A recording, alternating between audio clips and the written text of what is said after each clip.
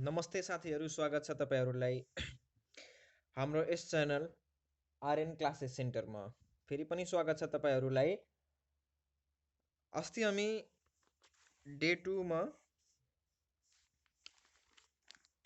Partially cash र partially क्रेडिटको जुन हामी पढे थियौं सेल्समा हैन कि मतलब हामी क्रेडिट र क्याशमा सेल्स गर्छौं भने क्रेडिट र क्याशमा सेल्स गर्छौं भने त्यसको एन्ट्री कसरी हुन्छ हामी 4 नम्बरसम्म गरेछौं। आज हाम्रो स्टार्ट हुन्छ 5 औं नम्बर। 5 नम्बरदेखि हाम्रो स्टार्ट हुन्छ। यसमा के छ? रिटर्न आउटवर्ड पर्चेज रिटर्न, खरिद गरिएको माल सामान फिर्ता पठाइएमा। माल सामान फिर्ता किन हुन्छ भन्दाखेरि अब सामान हामी खरिद गरेर ल्यायौं, डेट एक्सपायरी छ अथवा त्यसमा फुटेको छ, केही बिग्रेको छ, अरु सामान आएको छ भने त्यो सामान हामी रिटर्न गर्छौं है। अब सामान रिटर्न गर्दाखेरि के हुन्छ? क्याश रिटर्न हुन्छ र क्रेडिट रिटर्न हुन्छ। क्याश रिटर्न भनेपछि के हुन्छ? सामान पनि तुरन्तै आयो, सामान पनि तुरन्तै र पैसा पनि तुरन्तै है। र क्रेडिट रिटर्न के हो? सामान तुरन्तै हामी पठाउँछौं र पैसा पछि आउँछ हैन। अब यसको एन्ट्री कसरी हुन्छ? क्याश रिटर्न हुन्छ भने के हुन्छ? हामी सामान जसकोबाट किनेको उसले सामान रिटर्न गर्छौं र सामान रिटर्न गरे बापत त्यो सामानको कति पैसा हो उसले क्याश दिन्छ। त क्याश एकाउन्ट के गर्दिने? डेबिट गर्दिने। र टु पर्चेज रिटर्न, म अस्ति भनेको थिएँ पर्चेज जहिले पनि के हुन्छ? डेबिट हुन्छ र ठीक त्यसको उल्टो पर्चेज रिटर्न जहिले पनि के हुन्छ? क्रेडिट हुन्छ। पर्चेज रिटर्न जहिले पनि क्रेडिट हुन्छ। क्याशमा आयो पैसा, क्याश एकाउन्ट डेबिट गर्दिने। पैसा ब्याङ्कमा हालिदिन्छ भने ब्याङ्क एकाउन्ट डेबिट गर्दिने। म यहाँ लेखिदिरहेको छु ब्याङ्क एकाउन्ट स्ल्यास ब्याङ्क पनि यदि पैसा क्याश ब्याङ्कमा आउँछ भने ब्याङ्क एकाउन्ट गर्दिने। ल अब हामी जान्छौँ, यो भयो हाम्रो क्याश रिटर्नको।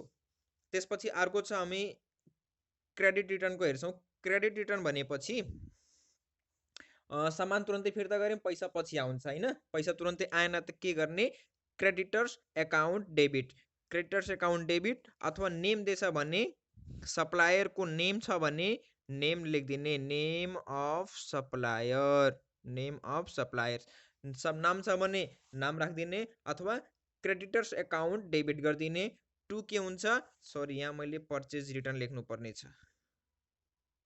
पर्चेज टु के गर्दिने? Purchase return account, to purchase return account गर्दिने। Being goods return to supplier हैन, रिटर्न गर्यौं हामी। त्यसपछि अब हाम्रो छ यो 5 नम्बरको, यो हाम्रो 5 नम्बरको भ्यायो हैन। अब हामी 6 नम्बरमा जान्छौं र यसको जुन अब क्वेशनहरु छ हामी के गर्छौं? जुन टेक्स्ट बुकमा क्वेशनहरु छ त्यहाँ हामी सल्भ गरेर बुझ्छौं है। त्यस्तै अर्को छ हाम्रो सेल्स रिटर्न। सेल्स रिटर्नले के भनिन्छ? रिटर्न इनवर्ड भनिन्छ, इनवर्ड भनिन्छ हैन। इनवर्ड किन भनिन्छ? हामी जब सामान सेल्स रिटर्न हुन्छ त हामीसँग सामान आउँछ, इन हुन्छ हामीसँग, त्यही भएर इनवर्ड भनिन्छ। र पर्चेजले के भनिन्छ? आउटवर्ड भनिन्छ। आउटवर्ड किनकि हामी कहाँबाट सामान जान्छ। त बिक्री भइसकेको सामान फिर्ता आएमा के गर्ने? यहाँ पनि के हुन्छ? एउटा क्याश रिटर्न हुन्छ र अर्को के हुन्छ? क्रेडिट रिटर्न हुन्छ है। सिम्पल। क्याश रिटर्न आयो भने के गर्ने? सेल्स रिटर्न एकाउन्ट डेबिट गर्दिने। अस्ति मैले भनेको थिएँ सेल्स जहिले पनि के हुन्छ? क्रेडिट हुन्छ। सेल्स जहिले पनि के हुन्छ? क्रेडिट हुन्छ। ठीक त्यसको उल्टो सेल्स रिटर्न जहिले पनि के हुन्छ? डेबिट हुन्छ। त सेल्स रिटर्न के गर्ने? डेबिट गर्दिने। पैसा हामी क्याश दिइरहेछौँ तुरन्तै, टु क्याश एकाउन्ट गर्दिने। ठीक छ। Being goods return from customer. अब अर्को छ क्रेडिट रिटर्नको लागि। क्रेडिट रिटर्नमा के हुन्छ? यहाँ पनि सेल्स रिटर्न एकाउन्ट डेबिट हुन्छ। टु के गर्दिने? डेप्टर्स एकाउन्ट गर्दिने। डेप्टर्स एकाउन्ट अथवा अब कस्टमरको नेम छ भने नेम पनि लेख्न सकिन्छ, नेम पनि लेख्न सकिन्छ। To name of supplier, name of suppliers, यो अप्सनमा छ है, अर। ठीक छ। अब यसको नरेसन के हुन्छ? Being goods return from customer. त्यस्तै अर्को हाम्रो छ 7 औं नम्बरमा के छ? पर्चेज अफ फिक्स एसेट, स्थिर सम्पत्ति। स्थिर सम्पत्ति कसले बुझिन्छ? जसको लाइफ टाइम के हुन्छ? 1 इयर भन्दा बढी हुन्छ। जसको लाइफ टाइम 1 इयर भन्दा बढी हुन्छ त्यो फिक्स एसेट्समा पर्छ। अब फिक्स एसेट्स हामी खरिद गर्छौं भने त्यसको एन्ट्री। अब अस्ति हामी पढेकै हो। पर्चेज के हुन्छ? क्याशमा हुन्छ र क्रेडिटमा हुन्छ। हामी कि त क्याश पर्चेज गर्छौं कि त क्रेडिट गर्छौं हैन। अब if assets are purchased on cash, यदि क्यासमा सम्पत्ति एसेट्स पर्चेज भइरहेछ भने त्यसको एन्ट्री के हुन्छ, name of assets account debit to cash, cash pay गर्छौँ भने अथवा चेक काटेर दिन्छौँ भने ब्याङ्क एकाउन्ट हुन्छ। बिङ अब कुन एसेट्स हो, पर्चेज अन क्यास, यहाँ नेरेसनमा लेखिदिने। अब जस्तै म इक्जाम्पल भनिरहेको छु, furniture purchased on cash rupees 10,000, 10,000 को फर्निचर पर्चेज गरियो, त यहाँ के हुन्छ, फर्निचर अकाउन्ट डेबिट हुन्छ टु के हुन्छ, अब क्यास पे गर्छु भने टु क्यास एकाउन्ट हुन्छ, ब्याङ्कबाट मतलब चेक काटेर दिन्छु भने टु ब्याङ्क एकाउन्ट हुन्छ। नेरेसनमा लेखिदिने being furniture purchased on cash.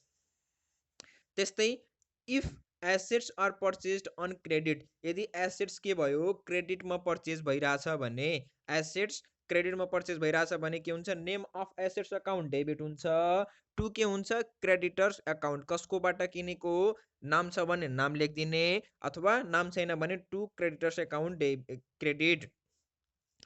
अब नरेसन सेम त्यस्तै हुन्छ माथि जस्तै। अब हामी जान्छौँ अर्को नोटतिर। अर्को नोट के छ यहाँ, डेप्रिसिएसन। अब डेप्रिसिएसन भनेको के हो, डेप्रिसिएसन के हो, फिक्स एसेट्सको भ्यालुमा भ्यालु लेस हुनु। जस्तै आज मैले के गरेँ, मोटरसाइकल पर्चेज गरेँ 1 लाख रुपैयाँको, अब त्यो नेक्स्ट इयरमा के हुन्छ, 1 लाख रुपैयाँको रहँदैन, त्यसमा केही पर्सेन्ट डेप्रिसिएसन काटिन्छ होइन। के हुन्छ, एसेट्सको भ्यालु कम हुनुलाई डेप्रिसिएसन भनिन्छ। यहाँ मैले लेखेको छु, स्थिर सम्पत्तिको मूल्यमा समय सापेक्ष हुने क्रमिक कमीलाई मूल्यह्रास भनिन्छ। मूल्यह्रासलाई खर्च मानिन्छ, तर सो बापतको कुनै रकम भुक्तानी गर्नु पर्दैन, भुक्तानी गर्नु पर्दैन। यो के हो, एउटा खर्च हो, तर यो खर्चको लागि हामीले कुनै पनि किसिमको पैसा पे गर्नु पर्दैन है, तर यो के हो, खर्च हो है। If depreciation charge on fix asset, यदि डिप्रिसिएसन केमा काटिन्छ, फिक्स एसेटमा काटिन्छ भने त्यसको जर्नल एन्ट्री के हुन्छ, डेप्रिसिएसन एकाउन्ट डेबिट हुन्छ। डेप्रिसिएसन एकाउन्ट डेबिट हुन्छ टु नेम अफ एसेट्स, कुन एसेट्समा डेप्रिसिएसन काटेको त्यो नामलाई के गर्ने, क्रेडिट गर्ने। जस्तै charge depreciation on motorcycle rupees 10,000, charge depreciation on motorcycle rupees 10,000, 10,000 को डिप्रिसिएसन मोटरसाइकलमा काटियो।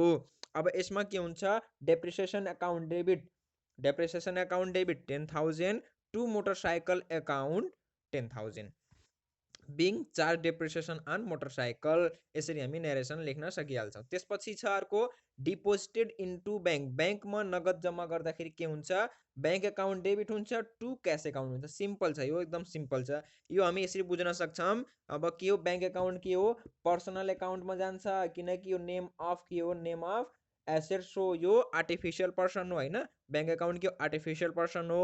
त्यही भएर यो के हो, ब्याङ्कमा पैसा जम्मा गर्छौँ भने ब्याङ्कले पैसा रिसिभ गर्छ, ब्याङ्क रिसिभर भयो, रिसिभर भएको कारणले ब्याङ्क एकाउन्ट डेबिट भयो। अब क्यास भनेको रियल एकाउन्ट हो, रियल एकाउन्टमा हामी के पढेछौँ, what's goes out credit, cash गइरहेको छ, त्यही भएर के भयो, क्यास एकाउन्ट क्रेडिट भयो। Being cash deposited into bank, narration simple छ। त्यसपछि अर्को छ हाम्रो क्यास विथड्र फ्रम ब्याङ्क। अब ब्याङ्कमा हामी पैसा जम्मा गऱ्यौँ, अब ब्याङ्कबाट पैसा निकाल्दाखेरि के हुन्छ, क्यास एकाउन्ट ठिक उल्टो हुन्छ, ठिकै उल्टो, क्यास एकाउन्ट डेबिट हुन्छ टु ब्याङ्क एकाउन्ट, यो पनि सजिलो छ। त्यसपछि अर्को छ पेमेन्ट फर एक्सपेन्सेस, खर्चको भुक्तानीहरू, खर्चहरू के हुन्छ, कमिसन पेड हुन्छ, इन्ट्रेस्ट पेड हुन्छ, स्यालेरी पेड हुन्छ होइन, स्यालेरी पेड हुन्छ। यस्तै यस्तै मतलब खर्चहरू छ भने के हुन्छ, वेज पेड हुन्छ। Name of expenses, name of expenses के गर्ने,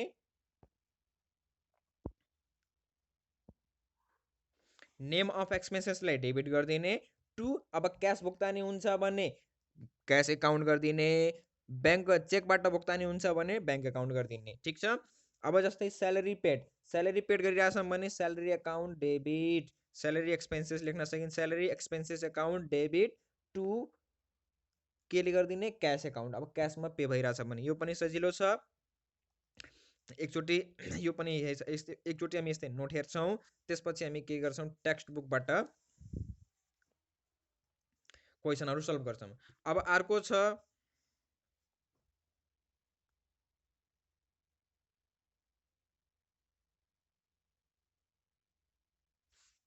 11 नम्बरसम्म हामी हेऱ्यौँ। अब हामी 12 मा जान्छौँ।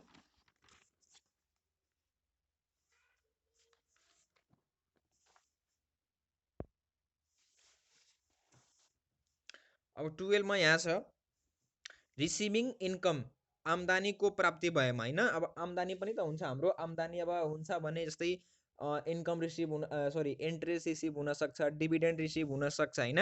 त्यस्तो केसमा के हुन्छ स्यालेरी रिसिभ हुनसक्छ, हामी कहीँ कर्मचारी हौँ काम गरेछौँ भने स्यालेरी आउँछ महिनामा, त्यो हाम्रो के इन्कम हो।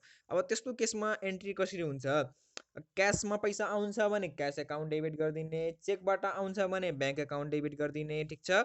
त्यसपछि नेम अफ इन्कम, कुन इन्कमको सोर्सबाट आएको हो, जस्तै cash account debit to salary account, salary बापत आएको हो भने स्यालेरी, बिङ क्यास रिसिप्ट अथवा सरी बिङ स्यालेरी रिसिप्ट लेखिदिने, being commission receipt, being dividend receipt नेरेसनमा लेखिदिने।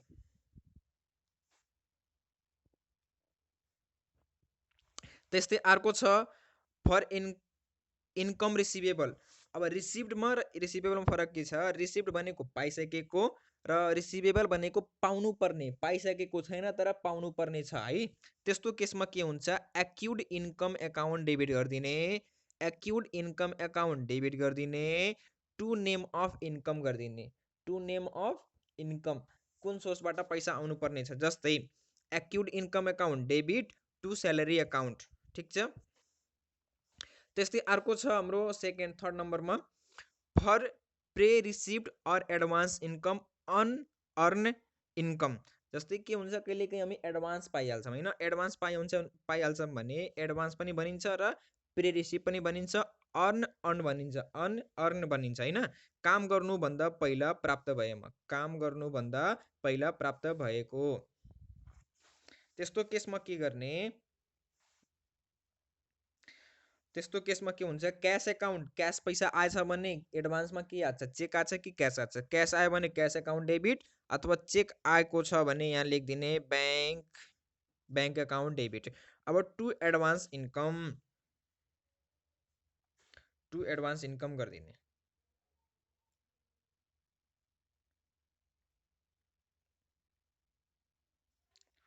त्यस्तै अर्को छ पेइङ टु क्रेडिटर, साहुलाई भुक्तानी। अब क्रेडिटरलाई हामी भुक्तानी गर्छौँ, जहाँबाट हामी सामान खरिद गर्छौँ त्यो सप्लायरबाट खरिद गरेको सामानको बापत हामी के गर्छौँ, पैसा पे गर्छौँ, उधारोमा खरिद गर्छौँ भने हो। अब पे गर्दाखेरि के गर्ने,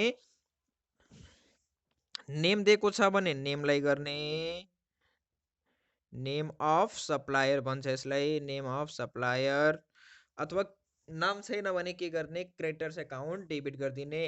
त्यसपछि अर्को के गरिदिने, अब क्यास पे गर्छौँ भने क्यास एकाउन्ट गरिदिने, चेक दिन्छ भने ब्याङ्क एकाउन्ट गरिदिने। सिम्पल छ, क्यास पे टु क्रेडिटर्स, यसमा कुनै गाह्रो त छैन, बुझिन्छ यो। त्यस्तै अब हाम्रो 14 नम्बरमा जान्छौँ।